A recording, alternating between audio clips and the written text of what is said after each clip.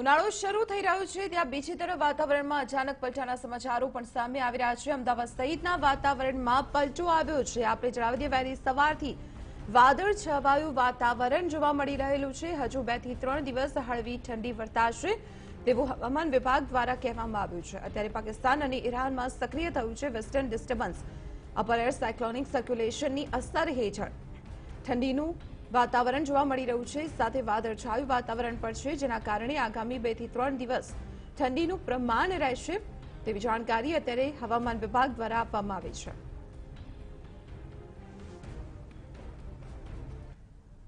ત્યારે આ સાથે જ વધુ વિગતો મેળવીએ અમારા સંવાદદાતા બિપિન પ્રજાપતિ પાસેથી। બિપિન, એક તરફ માર્ચ અડધો થવા આવ્યો, કહેવાય છે કે માર્ચથી તો ઉનાળાની શરૂઆત થતી હોય છે, પરંતુ આ વખતે વાતાવરણ કંઈક જુદું જ જોવા મળી રહ્યું છે। ત્રણેય ઋતુ એક સાથે જોવા મળી રહી છે, વાદળછાયું વાતાવરણ છે, ઠંડીનું પ્રમાણ પણ જોવા મળી રહ્યું છે। શું કહેવું છે હવામાન વિભાગનું?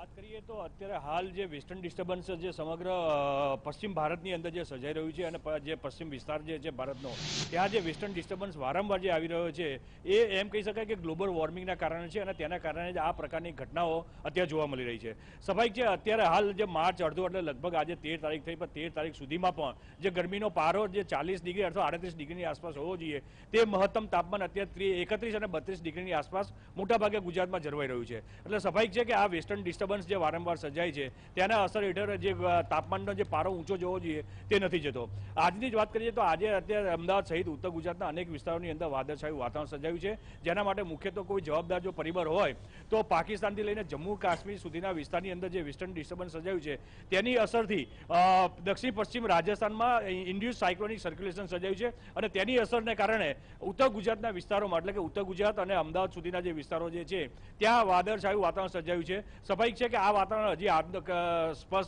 સ્વચ્છ થતા હજુ આવતીકાલનો દિવસ જશે, એટલે આ જે વેસ્ટર્ન ડિસ્ટર્બન્સને એના કારણે જે પરિસ્થિતિ સર્જાઈ છે એ તાપમાનનો પારો જે 31 ડિગ્રી સુધી પહોંચ્યો છે તે મોટાભાગે ગગડીને 28 કે 29 ડિગ્રીની આસપાસ જળવાય તેવી સંભાવના છે। મોટાભાગે ગુજરાત રાજ્યમાં 31-32 ડિગ્રીની આસપાસ જે તાપમાન નોંધાયું છે તે આજે તાપમાન લગભગ 30 ડિગ્રી આસપાસ નોંધાશે।